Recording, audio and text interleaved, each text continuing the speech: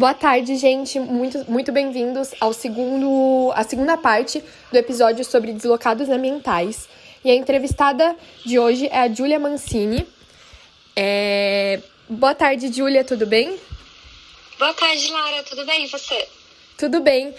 Uma das coisas que motivou eu chamar a Júlia para essa entrevista foi o projeto que ela faz parte. Júlia, se você puder explicar um pouquinho do projeto que você faz parte, que tem super a ver com o tema aqui de deslocados ambientais, seria incrível. Claro, explico sim.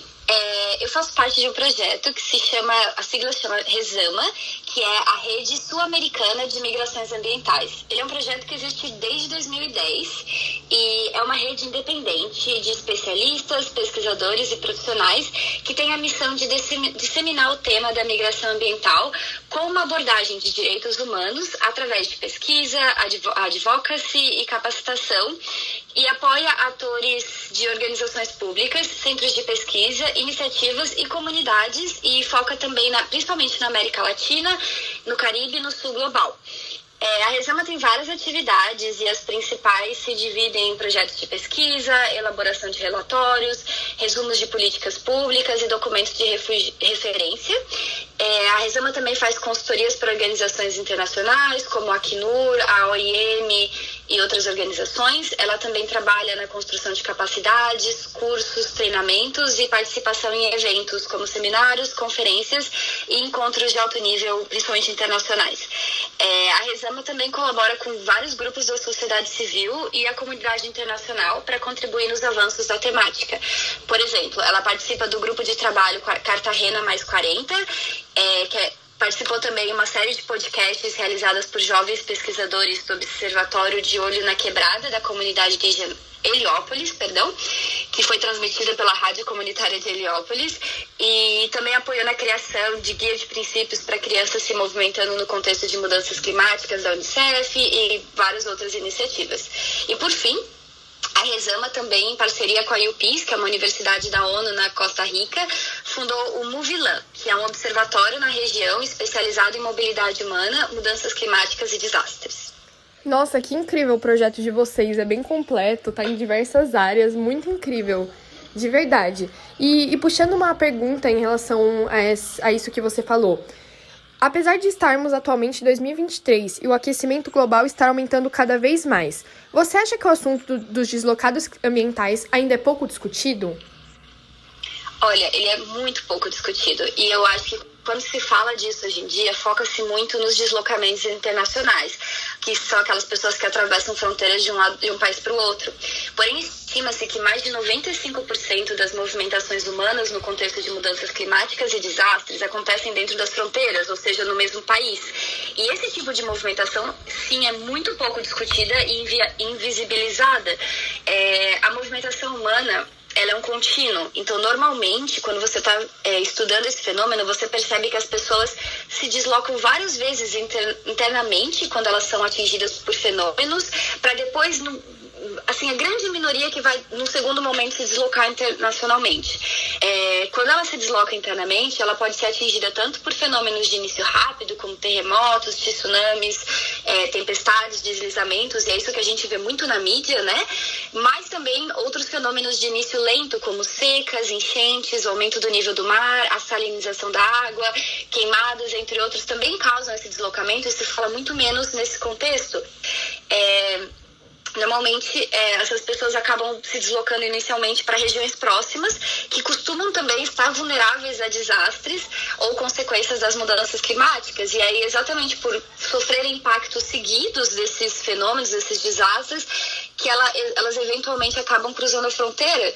No Brasil, por exemplo, nosso país é muito extenso. Então, a maior parte da população se desloca internamente, de uma região para outra, buscando oportunidades ou buscando um ambiente mais seguro. E somente as populações que já vivem próximas às fronteiras que acabam cruzando com mais frequência para outros países, ou quando elas já possuem uma rede estabelecida em um outro país para que elas possam chegar lá e ter oportunidades. Mas a grande maioria é dentro do território brasileiro. Muito obrigada pela explicação, Júlia. E falando nisso, desse assunto ser pouco discutido atualmente, antes de começar esse podcast, eu até estava falando com a Júlia e eu utilizei o termo refugiados ambientais. E ela educadamente me corrigiu Então, eu gostaria de fazer uma pergunta. Por que não utilizar esse termo atualmente para que nossos ouvintes também se informem que, como eu, muitos devem utilizar sem saber que esse termo é problemático atualmente? Claro, Lara. A questão, quando começou a fazer sucesso, realmente a primeira definição do tema se falava sobre refugiados climáticos e refugiados ambientais. Então, se popularizou muito com esse nome. Só que hoje em dia, quando essas discussões elas alcançaram um nível internacional, mudou-se o nome para, pode ser deslocados ambientais, pode ser migrantes ambientais. A gente resume como mobilidade humana, porque embarca diversos tipos de deslocamentos. O regime dos refugiados, ele é um regime que foi criado pós-conflito e ele envolve principalmente regiões que estão em conflito ou que há perseguição a um grupo minoritário. E o meio ambiente, ele não persegue baseado em uma categoria específica, como raça, religião. A gente vai ver que existe, sim, um impacto maior para determinadas comunidades, mas não há uma perseguição focada em um grupo, digamos assim. E por isso, não se fala em refugiados, porque eles não pertencem a esse regime que já existe, e também tem-se medo de, se você for abrir a discussão da Convenção de Refugiados para essa temática, há-se o medo de primeiro restringir-se ainda mais o direito dos refugiados e, em um segundo momento, criar-se um estigma das pessoas que se movem no contexto de mudanças climáticas e desastres, que os países vão pensar, nossa, eu sou obrigada a receber mais gente ainda, não quero, não vou entrar mais nessa convenção ou nesse regime internacional. Por isso que, tanto na Convenção das Mudanças Climáticas, como hoje em dia no Pacto Global da Migração, a gente fala em deslocados, que dá a ideia que a movimentação foi forçada, que são aqueles eventos, principalmente de início rápido, que eu mencionei, como um terremoto, e a pessoa tem a vida em perigo, quanto migração, que é a ideia de que foi um pouco mais planejada, e aí normalmente de início lento, que como eu disse, a seca, enchentes constantes, e a pessoa decide se mudar, ela não tem necessariamente a vida em risco, mas ela não tem mais condições de morar ali, e aí ela vai para um outro ambiente. E aí a gente não fala mais refugiado, porque realmente viraram regimes diferentes. Nossa, muito obrigada pela explicação. E uma outra pergunta em relação aos refugiados climáticos. Em relação aos deslocados climáticos, perdão. Você acha que já tem políticas públicas suficientes ou que esse assunto precisa ser mais tratado pelos nossos representantes? Tem pouquíssimas políticas públicas. Nós temos a nova lei de imigração no Brasil, que ela é de 2017. Ela criou um visto humanitário para pessoas que vêm de países que sofreram por desastres. Só que isso foi baseado na questão dos haitianos que vieram para o Brasil a partir de 2010 e tinha uma resolução normativa para isso e foi incorporada nessa nova lei. Porém, desde então, nós não temos nenhuma informação desse visto ser aplicado na prática. Então, não virou ele tem a regulamentação, mas a gente não sabe como isso seria aplicado na prática, que tipo de política pública seria aplicado para essa população. Para a questão das movimentações internas, há muitas poucas políticas e elas são esparsas entre ministérios diferentes.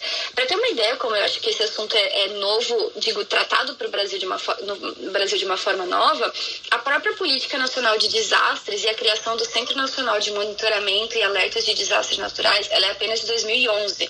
Então tem pouquíssimos anos no Brasil que a gente presta atenção nos desastres e muito menos tempo que se fala sobre o impacto dos desastres nas pessoas, na movimentação humana. A outra questão é que no Brasil começou a se tratar de desastres naturais. Mas hoje em dia a gente fala que não existem desastres naturais, porque o que existe são fenômenos climáticos e fenômenos ambientais ou geofísicos que acontecem e que eles impactam a população. E a partir do momento que eles impactam a população, que eles se tornam desastres. O fenômeno em si, a chuva, a enchente, ela por si só não é um desastre, ela é um fenômeno. E quando ela atinge uma população que é vulnerável, então a vulnerabilidade é a chave disso, que ela vira um desastre. E aí, quando você fala em soluções, a gente pensa em como diminuir essa vulnerabilidade, como criar resistência numa população. E por fim, há também a questão de pensar nas migrações ambientais como alguma coisa nichada, que só pensa na movimentação, na migração no caso. E esse é um fenômeno que precisa de ações conjuntas de vários ministérios e departamentos no Brasil, afora. Então tem que pensar na questão dos direitos humanos, no meio ambiente, nas mudanças climáticas, no próprio desastre, que é defesa civil, questão de território, questão de relações exteriores. E hoje em dia não tem essa coordenação entre esses diferentes ministérios e departamentos para criar-se políticas que realmente enfrentam a questão.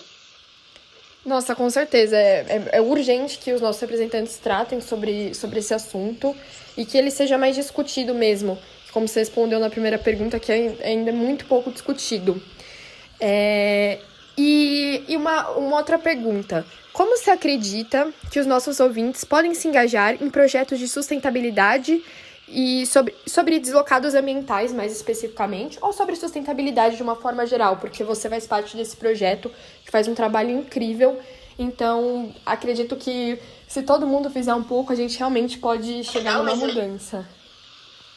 Uma das principais questões no Brasil é como os desastres acontecem, né? Ou como as mudanças climáticas acontecem e como elas impactam as populações.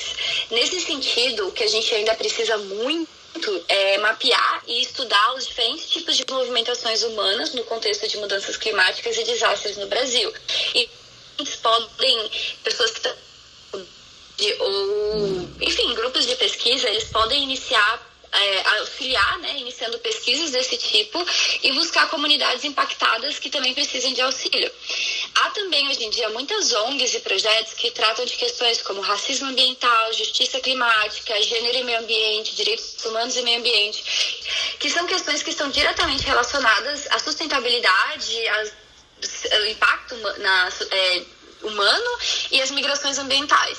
Então, engajar em uma dessas organizações também é uma forma de contribuir para a disseminação e melhora do assunto dos deslocados ambientais. Uma última questão também que é muito importante é não só visibilizar o fenômeno, mas também as próprias comunidades atingidas por esse fenômeno.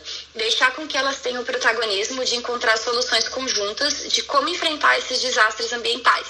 Por exemplo, a gente sabe que a relocação planejada é feita como uma forma de evitar desastres. Ou seja, você remove um conjunto de pessoas de uma área de risco para que elas não sofram com o desastre e percam tudo. Porém, esse processo, ele muitas vezes ocorre de uma forma hierarquizada, onde o poder público apenas decide movê-las para um território que esteja vazio e a própria comunidade tem muita pouca voz em relação a esse processo. Só que elas têm toda uma vida constituída lá, toda uma relação com a terra, com a água, com os antepassados dela. Então, um exemplo disso foi que alguns membros da Resama auxiliaram uma comunidade tradicional caiçara, da Enseada da Baleia, a desenvolver um projeto de consulta para que a própria comunidade possa encontrar a melhor forma de se mover para evitar um desastre. Então, eles ficam em segurança, mas eles também respeitam a própria cultura e os seus laços. E há muitas comunidades no Brasil que não possuem acesso nem ao protocolo, nem ao tipo de pessoas que possam fazer a intermediação entre o poder público e a própria comunidade. Isso é uma forma muito interessante dos ouvintes se engajarem, buscarem essas comunidades e facilitarem esse acesso com o poder público, mas deixando o protagonismo com a própria comunidade. Então, esse apenas é exemplo, né, de uma ideia, mas eu acho que tem vários projetos muito interessantes na internet e é essencial que as pessoas encontrem uma forma de se engajar nessa temática. Nossa, você sugeriu vários projetos incríveis e realmente é muito necessário isso. Júlia, eu queria te agradecer imensamente pela nossa conversa aqui hoje. Muito obrigada por essa aula mesmo que você deu. Você esclareceu vários pontos, deu várias dicas. Muito, muito obrigada pela disponibilidade e por participar dessa entrevista. E também agradeço a todos os nossos ouvintes que escutaram esse podcast até o final. Imagina, Laura, obrigada a você pelo convite e também pela oportunidade de divulgar um pouquinho o nosso trabalho. Ai, foi incrível. Obrigada.